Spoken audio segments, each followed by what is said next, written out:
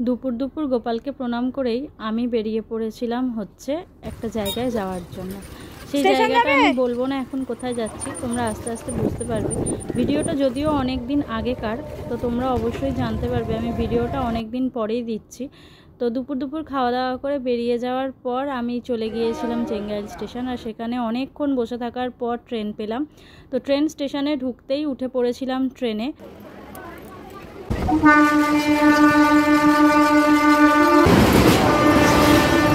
তো এই দেখো চলে এসেছি আমার গন্তব্যে বাগনান স্টেশন। তো বাগনান স্টেশনে আসার কারণটা হচ্ছে সেদিন ছিল হচ্ছে আমার বরের গাড়ি কেনার দিন, আর সকালবেলায় অফিস যাওয়ার আগে আমাকে বলে গিয়েছিল যে আমি টাকা পেমেন্ট করবো কিন্তু গাড়ি নেব অন্য দিনকে। তো হঠাৎ করেই সব কিছু ঠিক হয়ে যাওয়া যে গাড়ি আজকেই নেবে, তাই বাগনান স্টেশনে নেমেই তাতাই আমাকে আনতে চলে এসেছিল। ওই দেখো চলে এসেছি গাড়ির শোরুমের সামনে, আর ওই ওপরে দাঁড়িয়ে রয়েছে আমার বর। ওপর থেকেই ফোন করছে যে ওপরে উঠে আসার জন্য। তারপরে এই দেখো সেই গাল ভরা হাসি, কারণ হচ্ছে তার অনেক দিনের স্বপ্ন পূরণ হতে চলেছে। না একটু ভাই বেরোবে কাজে।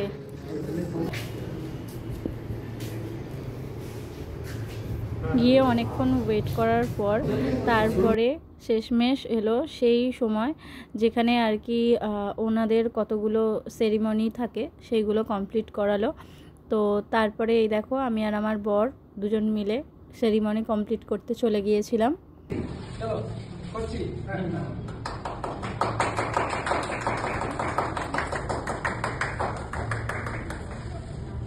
তারপরে কেক কাটিং পর্ব শুরু হয়ে গিয়েছিল। এই দেখো কেক কাটিং করছি আমরা। সেদিনকে দুজন গিয়েছিলাম সেরকম না, ওখানে ছিল তাতাই, টুবন আর হচ্ছে ঋত্বিক। তো সব কিছু কমপ্লিট করার পর আমরা বেরিয়ে পড়বো। এই দেখো পরে নিয়েছি আমি হেলমেট, আর আমার বর এখানে চেঞ্জ করে নিয়েছে। আমাকে বলেছিল একটা টি শার্ট নিয়ে চলে যেতে, তো যাই হোক ওখান থেকে একটা টি শার্ট যদিও দিয়েছিল। আমাদের প্ল্যান ছিল যে আজকে পেমেন্টটা করা থাক, আমরা একটা শুভ দিন দেখে গিয়ে গাড়িটা নিয়ে আসবো, কারণ একটা পুজো করারও তো ব্যাপার থাকে। কিন্তু না, আমার বর তো আমার বর, ওর ইচ্ছা মানে ওকে আজকেই করতে হবে। আর ওর সত্যি কথা বলতে অনেক দিনকার আগের একটা স্বপ্ন বলতে পারো, সেটা পূরণ করতে চলেছে। তো সেই কারণের জন্য ওর হয়তো তৎসই ছিল না।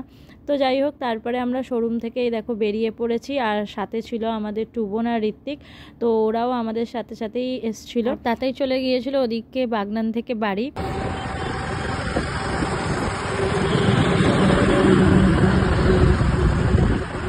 তারপর আমরা সেখান থেকে চলে গিয়েছিলাম খলিশানি কাডলি বাড়িতে। তো তারপরে কিছু মালা মিষ্টি মানে পুজো দেওয়ার মতো উপকরণ নিয়ে আমরা চলে গিয়েছিলাম খলিশানি কালীবাড়িতে। তো সেখানে গিয়ে গাড়িটা যেহেতু নতুন গাড়ি, সেখানে পুজো দেওয়াতে হবে। আর এখানে দেখো আমার বরের হাসি তো ধরে না, ঠাকুরের কাছে একদম প্রার্থনা করে নিল।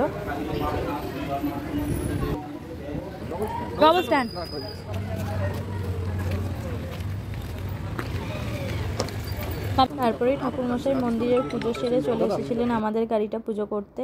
তো তারপরে গাড়ি পুজো হয়ে যাওয়ার পর আমাকে একটু দুধ দেখিয়ে নিতে বলেছিল, পুজো করে নিতে বলেছিল। তো আমি সেসবগুলোই করে নিচ্ছিলাম। নিজেদের স্বপ্ন পূরণ হোক, নিজেরা ভালো থাকি, এটা কে না চায়, সবার ক্ষেত্রেই সমান কথা প্রযোজ্য। এতদিনকার ভিডিও আমি এখন পোস্ট করছি, তার কারণ হচ্ছে এটাই যে আমার ফোনের মেমোরি অনেক আগেই ফুল হয়ে গেছে। তো সেই কারণের জন্য আমি তো আমার ভালো স্মৃতিগুলো ডিলিট করতে পারি না। সো টাটা, আবার দেখা হবে পরের ব্লগে।